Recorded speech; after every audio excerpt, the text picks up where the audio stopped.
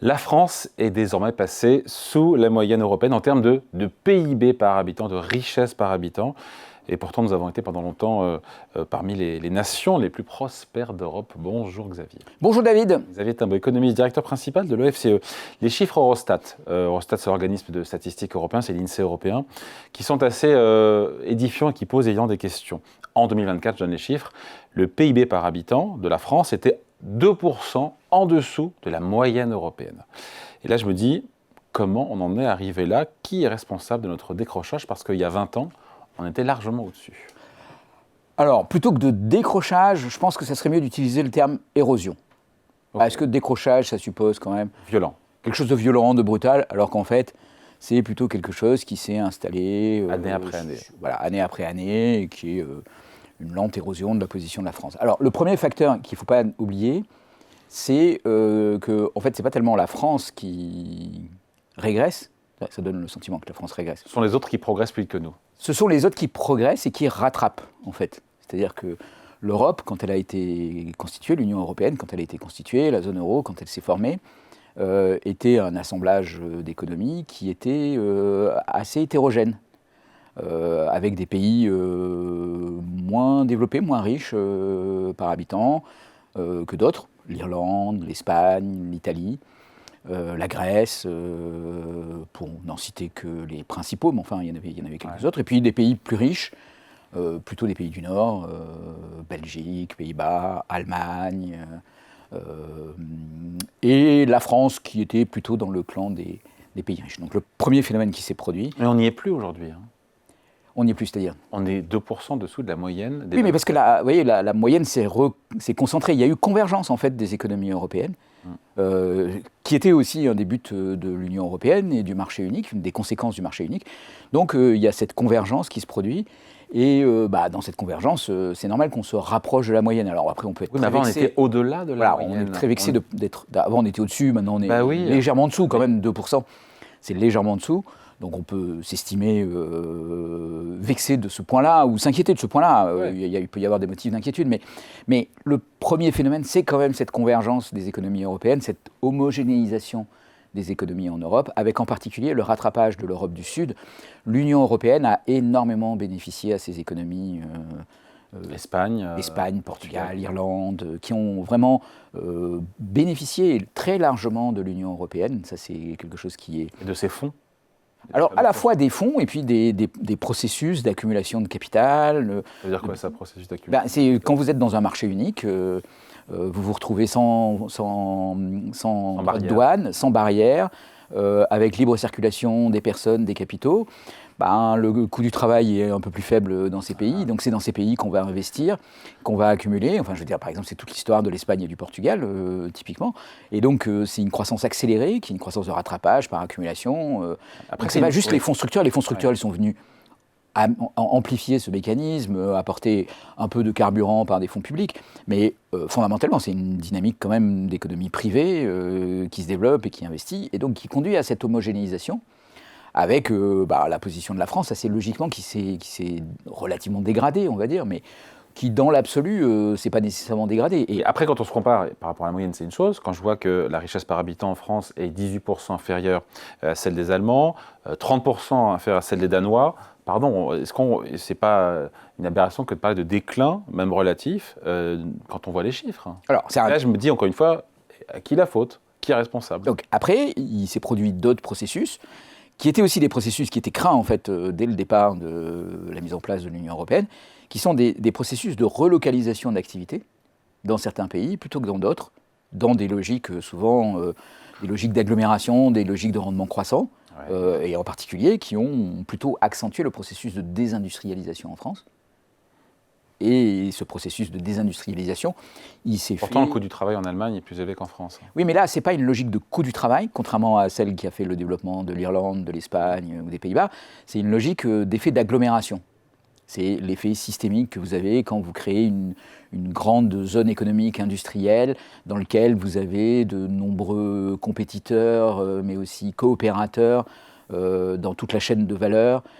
qui permettent de construire Je comprendre, pardon, une industrie qui est capable d'innover. Le déclin de la richesse par habitant, du PIB. Je ne sais pas s'il faut dire de la richesse, PIB par habitant. PIB par habitant, ce serait plus juste. Sais. La richesse, ça suppose qu'on regarde le patrimoine, ce qui est encore une autre histoire. Oui, donc le PIB par habitant en France, ce déclin, encore une fois, il est réel. Je veux dire, les chiffres sont là. Le déclin, il est relatif. C'est-à-dire, oui, mais il est réel. Il y a quand même une progression du pouvoir d'achat sur la période en France. Oui, d'accord. Moins rapide qu'ailleurs. Moins rapide qu'ailleurs. Donc, mais c'est un déclin relatif. C'est quand même important à dire. Bien sûr. Est-ce qu'on pourrait avoir le sentiment qu'on a perdu dans l'absolu, dans l'histoire, on a perdu dans l'absolu? On n'a pas perdu dans l'absolu, en tout cas, on ne peut pas le dire aussi simplement. Il y a un déclin relatif et c'est en partie lié à ces mécanismes de relocalisation des activités économiques.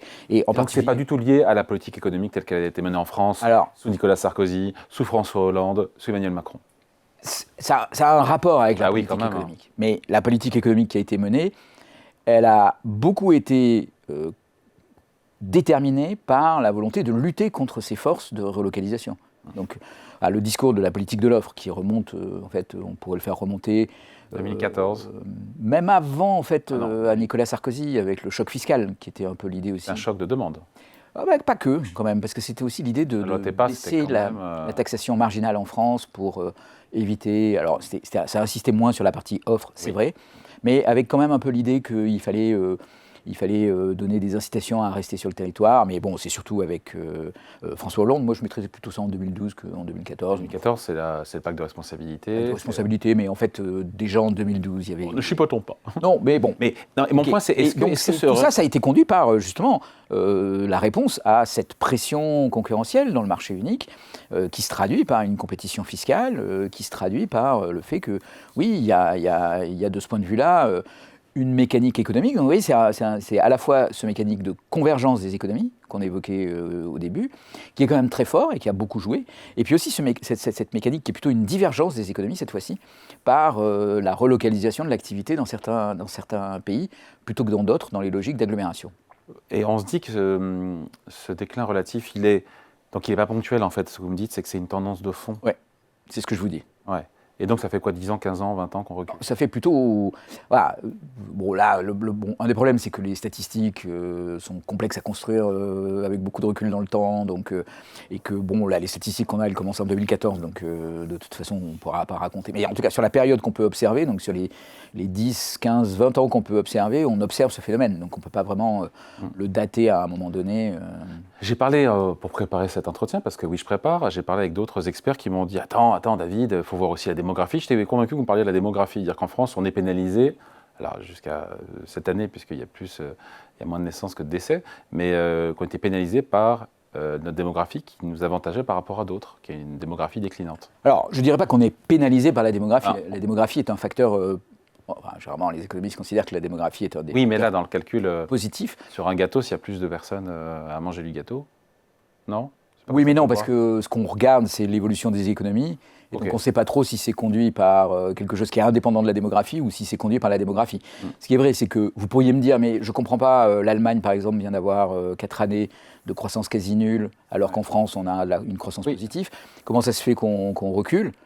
En fait, une des raisons pour lesquelles on recule, c'est la démographie. C'est-à-dire que, en fait, la performance de croissance qu'on a eue, il faut la juger par rapport à notre démographie. Mais oui, c'est ce que j'ai mal dit, mais c'était mon idée. Voilà, mais c'est comme ça qu'il faut le dire. Que, par rapport à la croissance de la démographie qu'on a eue, on aurait dû avoir une croissance plus forte si on voulait ne pas décliner relativement à la population. Parce que PIB par habitant, s'il y a plus d'habitants, ça fait diminuer le ratio. Alors oui, si le produit ne change pas. Oui. Imaginez que je rajoute des habitants. Et qu'il y ait beaucoup plus de croissance, évidemment. Non, mais si je rajoute des habitants, ils vont venir avec de l'activité. Je veux dire, je ne prends pas forcément des gens qui sont sans activité. Je veux dire, imaginez que j'annexe le Luxembourg. Oui. D'accord ?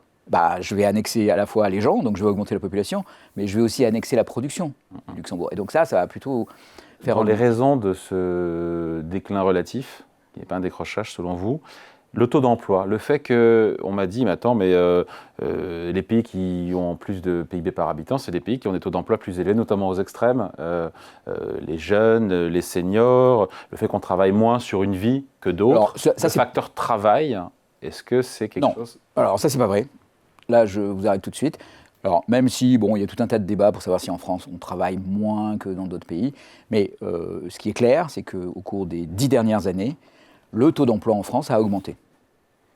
Voilà. Il peut rester, disons, dans la médiane basse des pays européens, mais il a quand même augmenté. Et donc, dans le déclin relatif que vous évoquez, et dont vous avez l'air de vous inquiéter... ça vous inquiète pas, vous, que le PIB par habitant français décline relativement par rapport aux voisins? Je vais vous dire, pas complètement. Okay. Je peux vous expliquer pourquoi? Bien sûr, en 30 secondes. Par exemple, ça ne vous a pas échappé que le Luxembourg avait un produit par habitant qui était extrêmement élevé, d'accord, et qui restait plutôt en haut du classement. Vous savez combien il y a d'habitants au Luxembourg? Quelques centaines de milliers. Quelques centaines de milliers. En fait, il y a la population du 14e et du 15e arrondissement à Paris, au Luxembourg. Et donc? Et si vous regardez non pas la France, mais l'Île-de-France, l'Île-de-France... Alors ne prenons pas dans ce cas Luxembourg comme exemple. Oui, mais l'Île-de-France... Parlons-nous aux Danois, aux Allemands? L'Île-de-France est plus grande que le Danemark en population. Et si je compare l'Île-de-France aux autres régions européennes... La France ne vit pas en Île-de-France. Non, c'est exact. Mais si je compare l'Île-de-France aux autres régions européennes, l'Île-de-France est la région la plus riche d'Europe et garde sa place en tête du classement, en particulier depuis que Londres n'est plus dans le classement. Mais si on prend juste Londres ou juste les grandes capitales dans d'autres pays européens, on aura aussi le même phénomène, non? Non, justement non. Il a regardé. Eh oui. Et donc, en fait, la mécanique de divergence que je vous ai expliquée tout à l'heure, en fait, fondamentalement, elle se produit entre les régions européennes. Et une partie du décrochage français, c'est le décrochage des régions les plus pauvres en France. Et pas des régions les plus dynamiques. Donc, c'est important parce que tout à l'heure, vous parliez de la politique nationale en disant est-ce que c'est les politiques nationales, etc. Le vrai problème de l'Europe, c'est l'évolution de ces régions. Une partie de l'évolution de ces régions, elle est liée à la démographie. Il y a des régions qui se dépeuplent, il y a des régions qui vieillissent. Et puis il y en a d'autres qui sont très dynamiques en population. L'Île-de-France, d'ailleurs, fait partie des régions plutôt dynamiques en population. Ce n'est pas la plus dynamique. Les plus dynamiques, c'est l'ouest de la France. Et il y a d'autres régions en Europe qui sont aussi très dynamiques. Mais ces régions qui sont très dynamiques et qui accueillent de la population sont aussi celles qui croissent le plus vite et qui ont le niveau de vie les plus élevés. Donc vous voyez, le lien entre population et richesse, et production de richesse, il est quand même plutôt dans le sens, quand il y a de la population, il y a de la production. Là encore, en 30 secondes, donc le fait que les Français soient moins riches, entre guillemets, enfin moins riches, et un PIB par habitant plus faible que Chypriote, ça ne vous dérange pas plus que ça. Et après... Pas du tout, en fait. Bon, en plus, Chypre, je veux dire, c'est encore plus petit que le Luxembourg. Donc, moi, je veux bien qu'on en parle, mais à ce moment-là, on parle du premier arrondissement de Paris, quoi. Et on compare à on compare à Chypre. Parce que c'est un peu ça, ce qu'on fait. Comment on fait pour retrouver notre lustre d'antan? Alors, si on veut finir sur une note positive. Comment on fait pour retrouver notre lustre d'antan? Alors, c'est évident qu'il y a une forme de compétition entre les régions les plus dynamiques. On n'est pas si mal placé que ça dans cette histoire. Là, la politique de l'offre, l'innovation, l'investissement, voilà, c'est des choses qui jouent beaucoup. Après, il y a une vraie question en Europe de quelle est la doctrine qu'on a en matière d'aménagement du territoire, en quelque sorte. C'est-à-dire, est-ce qu'on considère qu'il y a des régions qui sont destinées à devenir des régions plutôt rurales, plutôt pauvres, plutôt vieillissantes, et qui vont donc spontanément et assez logiquement un peu décrocher par rapport aux autres, surtout vivre de transferts en fait, c'est-à-dire de gens qui ensuite retournent quand ils sont retraités dans ces régions, ou de transferts qui sont faits de services publics pour garantir des services publics dans ces régions, ou est-ce qu'on veut avoir un développement plutôt très homogène de toutes les régions? On est sans doute entre les deux, c'est-à-dire qu'on ne pourra pas développer toutes les régions, il y a probablement des régions qui ont vocation à plutôt être décroissantes, mais la dimension aménagement du territoire, les inégalités spatiales sont une dimension importante. Quand on regarde la France par rapport au Luxembourg, par rapport aux Pays-Bas, en fait on regarde plus les inégalités spatiales que les inégalités entre pays. Parce que vous voyez, on compare d'un côté les Pays-Bas, dans lequel il n'y a pas vraiment d'inégalité spatiale, parce que c'est un pays très concentré, très dense et assez petit. Et on le compare à un pays qui est une mosaïque de choses assez différentes, qui ont des dynamiques assez différentes. Et donc c'est peut-être à ces dynamiques assez différentes qu'il faut s'occuper, auxquelles il faut s'intéresser, plutôt que de se lamenter sur une espèce de compétition, un mauvais euro du PIB par tête qui n'a aucun sens en fait, et qui peut nous conduire à des mauvais diagnostics, et à dire la démographie est par exemple un désavantage vous avez cité ces experts qui disent ça, j'aimerais bien avoir leur nom, parce qu'il faut qu'on parle avec eux. Mais la démographie n'est pas un désavantage. Qui se désespèrent, qui semblent dire qu'en France, on fait tout à l'envers et que tout va mal, et qui empêche de voir ce qui va bien, et donc qui, du coup, peut conduire à des très mauvaises politiques. Enfin bon, voilà. C'est des problèmes qui sont un peu compliqués. Il faut faire attention à ces images qui nous donnent des faux diagnostics, un peu trop rapides, et dans lesquels on ne voit pas la réalité de ce qui se passe, David. Allez, merci beaucoup. Explication et point de vue signé Xavier Timbaud, économiste et directeur de l'OFCE. Merci Xavier. Mais merci, David.